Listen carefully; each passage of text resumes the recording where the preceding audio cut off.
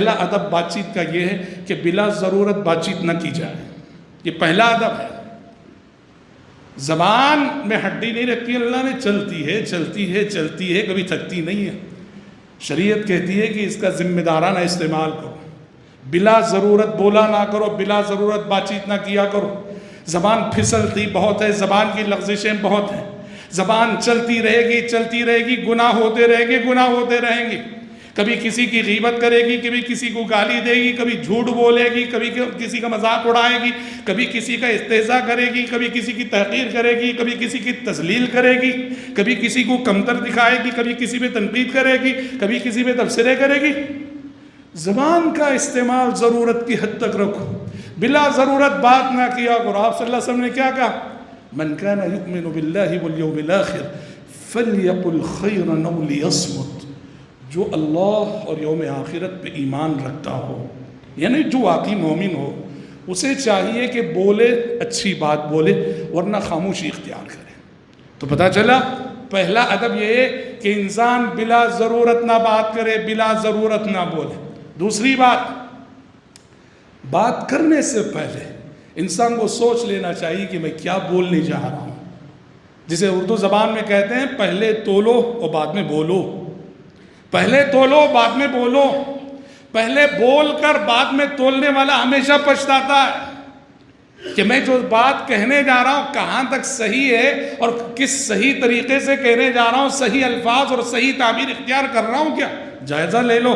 تو پہلے تولنا چاہیے اور بعد میں بولنا چاہیے.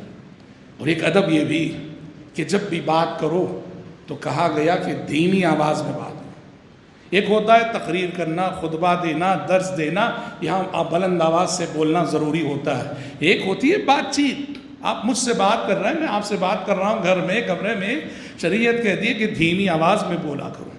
حضرت لقمان حکیم نے اپنے فرزند کو نصیحت کرتے ہوئے کہا وَاقْصِدْ فِي مَشْيِكَ وَاغْضُضْ مِنْ صَوْتِكَ إِنَّ أَنْكَرَ الْأَصْوَاتِ لَصَوْتُ الْحَمِيرِ. اپنی چال میں میانہ روی اختیار کرو، ایک دم فاسٹ بھی نہیں اور ایک دم دھیمی بھی نہیں، میانہ روی اختیار کرو. اور وَاغْضُضْ مِنْ صَوْتِكَ، ہمیشہ اپنی آواز کو پست رکھو. إِنَّ أَنْكَرَ الْأَصْوَاتِ لَصَوْتُ الْحَمِيرِ. سب سے بری آواز گدھے کی آواز ہے. کیا مطلب؟ جو خواہ بات چیت میں چلاتے ہیں، زور سے بات کرتے ہیں. شریعت ان کی آواز کو گدھے کی آواز سے تشبیہ دے رہی ہے. کس کو پسند ہے کہ اس کی تشبیہ گدھے سے دی جائے؟ ہاں، تو دھیمی آواز میں. اور خاص کر یاد رکھنا یہ جو ادب ہے نا دھیمی آواز سے بات کرنے کا، والدین کے سامنے اولاد کو چاہیے دھیمی آواز سے بات کرے. استاد کے سامنے شاگرد کو چاہیے دھیمی آواز سے بات کرے. شوہر کے سامنے بیوی کو چاہیے کہ دھیمی آواز سے بات کرے. مسجد میں ہم ہیں، مسجد میں دھیمی آواز سے بات کریں. کوئی اچھی گفتگو ہی کیوں نہ صحیح، مسجد میں ہے دھیمی آواز سے بات کرو. یہ سلیقہ ہے، یہ ادب ہے، یہ اخلاق ہے. وَاقْصِدْ فِي مَشْيِكَ وَاغْضُضْ مِنْ صَوْتِكَ. اپنی چال میں میانہ روی اختیار کرو اور اپنی آواز کو ہمیشہ پست رکھو. إِنَّ أَنْكَرَ الْأَصْوَاتِ لَصَوْتُ الْحَمِيرِ. سب سے بری آواز تو گدھے کی آواز ہے. آپ صلی اللہ علیہ وسلم کی عادت تھی، آپ جب بات چیت کرتے تھے لوگوں سے ٹہر ٹہر کر بولا کرتے تھے. اتنا ٹہر ٹہر کر بولا کرتے تھے، صحابہ کہتے ہیں اگر آپ کے الفاظ، آپ کے جملے میں جو الفاظ ہیں ہم ان کو گننا چاہیں تو گن سکتے تھے کہ پیارے نبی نے کتنے ورڈز بولے ہیں، کتنے الفاظ بولے ہیں. گفتگو فاسٹ نہیں، ٹہر ٹہر کر کرنا چاہیے. اچھا، آپ کا ایک طریقہ یہ بھی تھا کہ بات چیت میں کوئی اہم بات اگر ہوتی نا اس کو آپ 3 مرتبے دہراتے تھے. کوئی بھی اہم بات آتی ہے، الفاظ بدل کر، تعبیر بدل کر، لہجہ بدل کر، اسلوب بدل کر، آپ صلی اللہ علیہ وسلم اہم بات کو تکرار کے ساتھ 3 مرتبے پیش کیا کرتے تھے تاکہ سامنے والا اچھی طرح سے وہ بات کو سمجھ جائے. اور حضرات کتاب و سنت میں ہم سب کو، آپ سب کو، تمام انسانوں کے ساتھ ایک حکم ہے طیب الکلام، لوگوں سے اچھی بات کرو.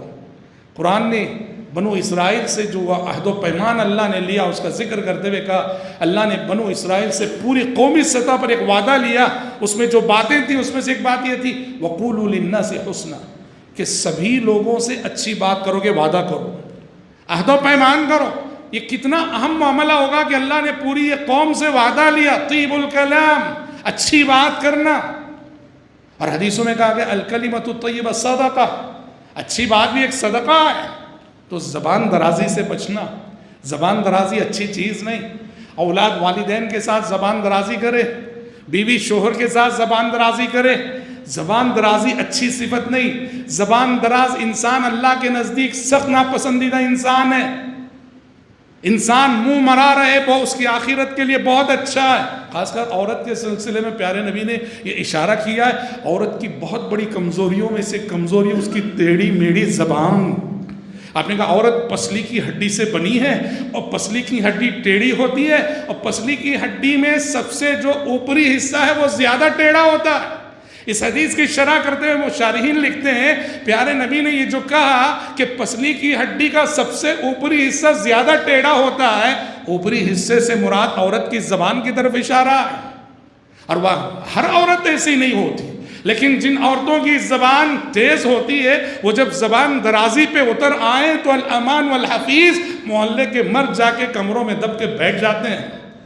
زبان درازی اچھی صفت نہیں، اور خاص کر عورت کے لیے بحیثیت بیوی تو شوہر کے ساتھ قطعاً نامناسب ہے.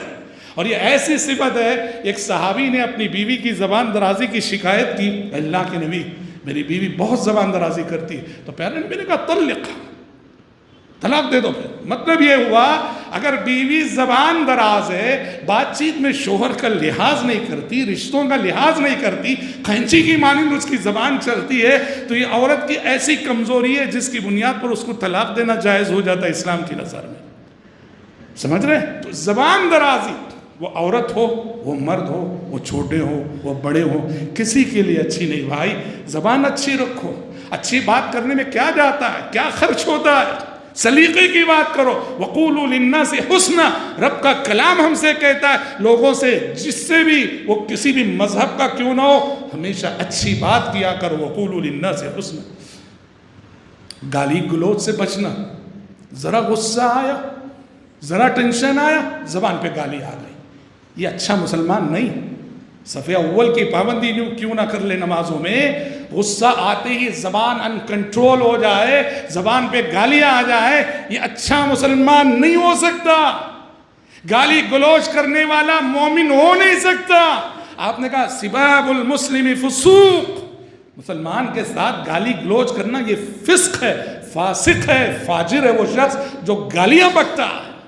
منافق کی علامت ہی یہ بتائی گئی اذا خاصم فجر، جب بھی کسی سے جھگڑے کی نوبت آ جائے گالی کے بغیر اس کی بات نہیں ہوتی، گالی کے بغیر اس کا جھگڑا نہیں ہوتا. یہ ہم میں سے بہت سو کی کمزوری ہے. بھائیو اپنی زبان کو لگام دو، اپنی زبان کو قابو میں رکھو، اپنے غصے کو قابو میں رکھو. گالی گلوچ کرنا ایک مومن کی شایان شان نہیں، ایک مومن کی علامت نہیں، ایک مومن کی پہچان نہیں، ایک مومن کی اخلاق نہیں. گالی گلوچ سے پرہیز کیجیے.